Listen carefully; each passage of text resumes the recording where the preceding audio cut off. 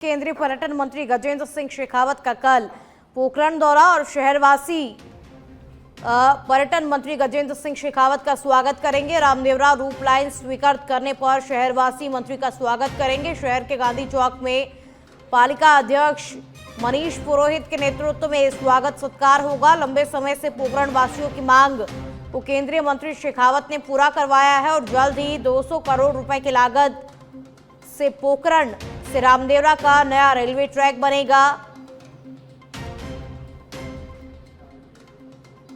तो लंबे समय से पोखरण वासियों की मांग को पूरा किया है और जल्द ही 200 करोड़ रुपए की लागत से पोखरण से रामदेवरा तक नया रेलवे ट्रैक बनेगा। और केंद्रीय पर्यटन मंत्री गजेंद्र सिंह शेखावत का कल पोखरण दौरा प्रस्तावित है। पोखरण वासियों के द्वारा गजेंद्र सिंह शेखावत का स्वागत भी किया जाएगा।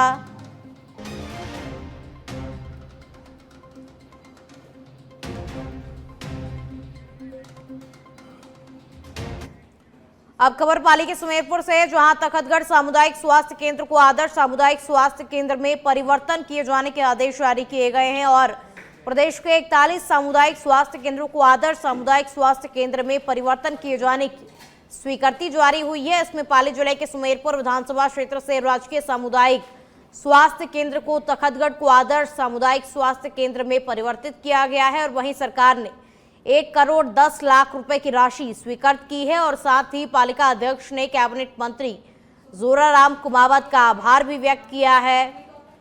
तो देखिए, मंत्री का आभार भी व्यक्त किया गया। चिकित्सा और जांच सुविधाओं के साथ में अब स्टाफ भी बढ़ेगा। राजकीय सामुदायिक स्वास्थ्य केंद्र तखतगढ़ में 1 करोड़ 10 लाख रुपए की राशि स्वीकृत हुई है। कल पाली से सहायक अभियंता मेडिकल एंड हेल्थ आए थे, उनके द्वारा सामुदायिक स्वास्थ्य केंद्र का निरीक्षण किया गया और हमें बताया गया कि इसके मरम्मत हेतु राज्य सरकार द्वारा 1 करोड़ की राशि पारित हुई है, जिसमें अस्पताल में फर्श, लाइट, पानी, प्लास्टर और ऊपर की जो अन्यत्र व्यवस्था है वो सारी मरम्मत की जाएगी और जिसमें आने वाले मरीजों को इसका फ़ायदा मिलेगा। ये कहाँ से राशि स्वीकृत हुई है? ये राशि हमारे चिकित्सा एवं स्वास्थ्य विभाग के ग्रुप 2 से स्वीकृत होना बताया है। ये बजट घोषणा की है? ये आयुष्मान मॉडल तहत बजट घोषणा के तहत स्वीकृति प्रदान हुई है। 2025 का है? 2025 में ही ये भी वर्तमान के ही आदेश है। तो कल टीम ने उन्हें निरीक्षण किया? हाँ, कल टीम द्वारा अस्पताल का पूर्ण निरीक्षण किया गया और हमारे द्वारा उनको मैपिंग और जो भी यहाँ पे कमियाँ पेशी थी वो सारी बताई गई और उनके द्वारा अवलोकन कर नोट कर वो उसके लिए तकनीमा बनाने हेतु रखी गई। कोटा के मेडिकल कॉलेज के सुपर स्पेशलिटी ब्लॉक में डॉक्टर्स के तहत लापरवाही का मामला सामने आया है। यहां डॉक्टर्स ने मरीज की जगह अटेंडेंट बन अस्पताल आए शख्स की सर्जरी कर डाली और जब उन्हें अपनी गलती का एहसास हुआ तो शख्स के चीरे पर टांके लगाकर उसे ओटी से बाहर बिठा दिया। वहीं अब इस मामले को लेकर कांग्रेस कार्यकर्ताओं ने अनोखा प्रदर्शन किया है। कांग्रेस कार्यकर्ताओं ने मेडिकल कॉलेज प्रशासन की आंखें खोलने के लिए मरीजों के साथ अस्पताल परिसर में मौजूद परिजनों को आईडी कार्ड बांटे हैं और जिसमें लिखा है कि मैं मरीज नहीं अटेंडर हूं, ताकि मरीज और परिजनों की पहचान डॉक्टर कर सके और साथ ही जिम्मेदार डॉक्टर और अधिकारियों पर कार्रवाई करने की मांग भी की जा रही है। ये प्रदर्शन नहीं, एक व्यंग है और व्यंग बड़ा शर्मनाक तरीके से डॉक्टरों पे कटाक्ष है। देखिए आप, ये इन्होंने कल जिस तरीके से एक मरीज के पिता का ऑपरेशन कर दिया, उसके लिए हमने आज ये मरीज के परिजनों को इस तरीके से आईडी कार्ड बांटे हैं। अभी सुबह ओपीडी में मैंने कहा इसलिए बांटे हैं कि डॉक्टर रात रात को पकड़ के किसी का ऑपरेशन ना कर दे, तो एक आईडी ऐसी रखो आप अपने पास, कम से कम ये दिखा तो दोगे कि आप मरीज नहीं अटेंडर है, क्योंकि डॉक्टर तो आप बिल्कुल देखने के मूड में ही नहीं लग रहा। वो पता क्या जाने किस तरीके से लोग काम कर रहे हैं। सीनियर डॉक्टर बैठते नहीं है, डॉक्टर बैठ रहे हैं तो गलत ऑपरेशन कर रहे हैं, गलत खून चढ़ा रहे हैं। तो ये सब जो हो रहा है ये ठीक नहीं है। इसके लिए हमने आज ये बांटे हैं और यदि इसको व्यवस्थाओं को ठीक नहीं किया तो महीने भर।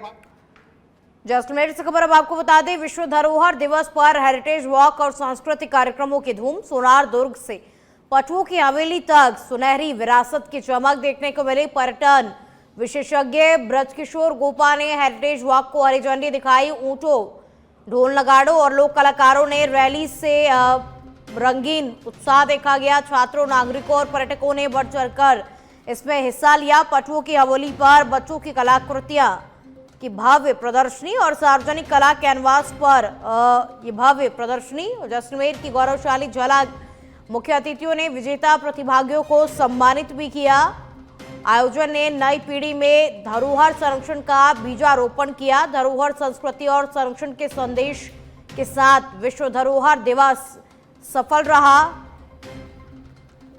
हेरिटेज डे की सबसे पहले तो मैं पूरे ये तो विश्व पूरे का कार्यक्रम है, पर जैसलमेर वासियों को, राजस्थान वासियों को बहुत बहुत बधाई और शुभकामनाएं देना चाहूँगा। और इससे अद्भुत और हेरिटेज सिटी, जो कि अपने आप में एक पूरा लिविंग म्यूजियम है, ऐसा राजस्थान में ही नहीं, भारत में ही नहीं, पूरे विश्व में ऐसी कोई सिटी नहीं है। तो हमें बड़ा गर्व है हमारी इस विरासत पर। आज उसी उपलक्ष्य में एक कार्यक्रम आयोजित किया गया, जिसके अंतर्गत कल पहले तो एक पेंटिंग कंपटीशन रखा सभी स्कूल के बच्चों के लिए, छोटे बच्चों से लेकर 12वीं तक।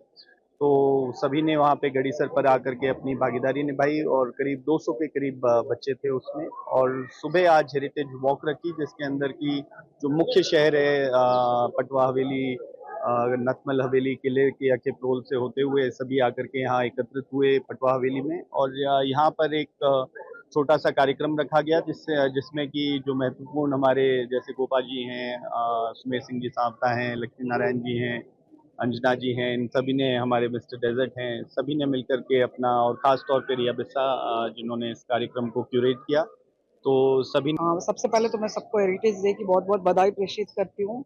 साथ ही जैसलमेर के लिए तो ये बहुत ही महत्वपूर्ण दिन है कि जैसलमेर जो न केवल राजस्थान, भारत बल्कि विश्व में अपने हेरिटेज के कारण एक अलग पहचान बनाता है। जो हमारा किला है वो खुद यूनेस्को के द्वारा उसमें सम्मिलित किया गया लिस्ट में।